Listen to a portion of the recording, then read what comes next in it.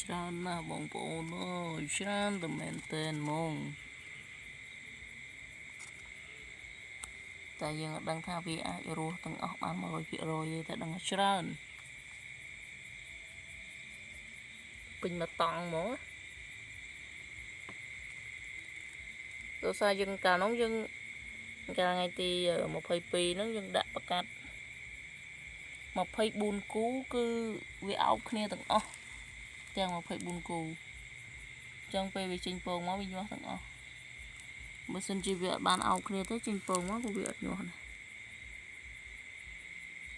ដែរឥឡូវហ្នឹងសុខភាពវាល្អប៉ុន្តែយើងអត់ដឹងថាតិចទៀតវាយ៉ាងម៉េចទេ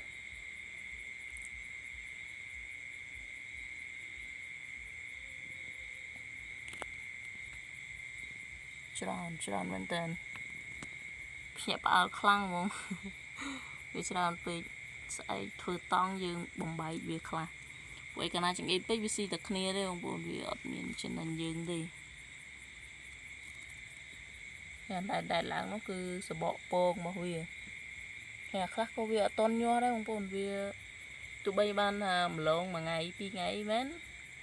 គ្រប់24ម៉ោងមែនប៉ុន្តែខ្លះវាអាចថាពងខ្ចី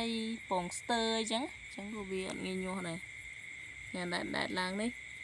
ប្រហែលជាវាញាស់អត់រួចទេវាត្រូវអាកូនក្អុកដែលញាស់ហើយហ្នឹងស៊ីហើយព្រោះវាឃ្លានចំណីកាលណាឃ្លានចំណីវាស៊ីអាពងសបកវាឬក៏ពងគ្នាវាអញ្ចឹងទៅ